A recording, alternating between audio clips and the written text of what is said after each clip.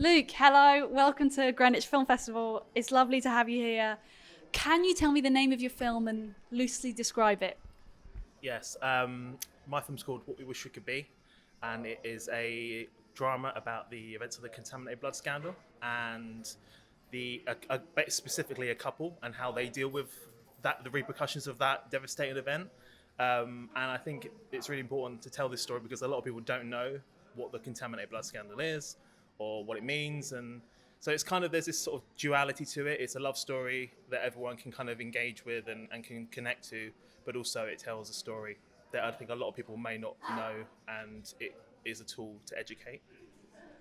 And why this story for you out of all the ones you could have told, and why now?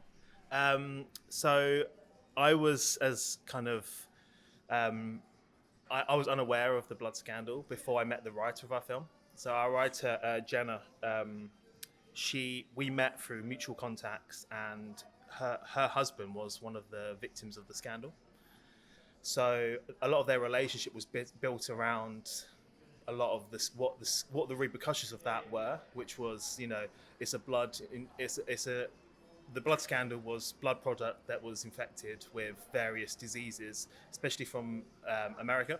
So blood product was taken from America where blood donations were monetized. So a lot of people, especially in the 80s and early 70s and 80s, a lot of people were giving blood and claiming the money were probably, either alcoholics, people who didn't have any money, people who were addicted to drugs. So a lot of those people who weren't checked, like diseases like HIV and hepatitis were all kind of taken from them and then shipped to the UK, where that blood wasn't tested and then was willingly given to patients.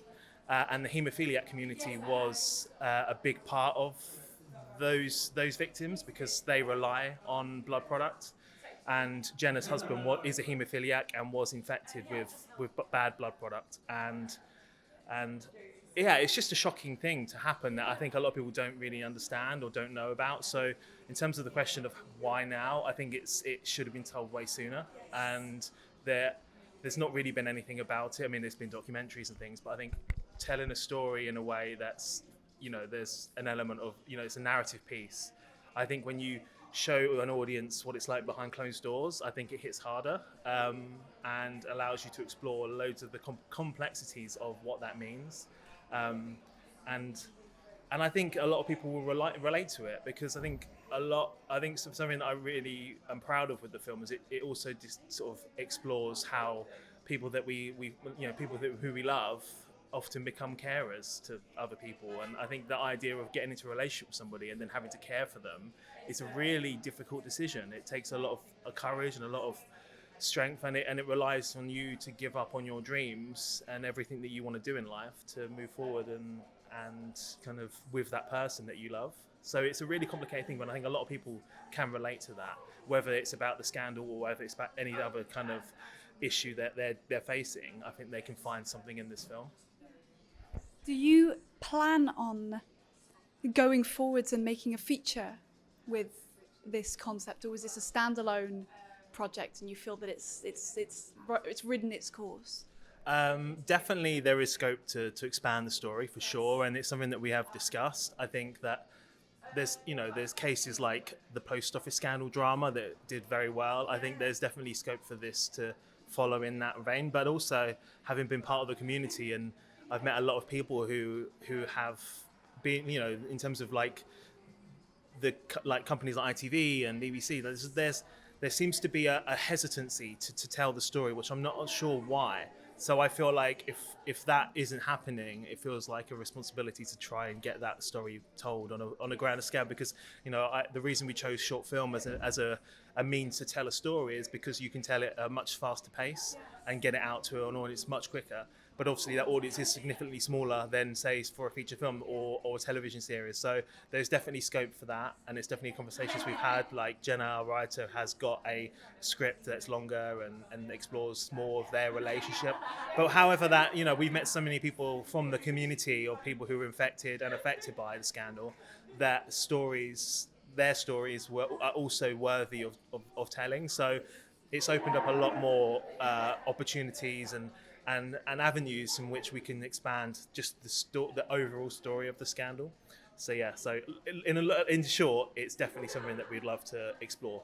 Yeah, because I'm thinking about the series about Corby that was made recently, and obviously that's a lot of different women's stories around that time, but somehow they managed to coalesce together into something really beautiful.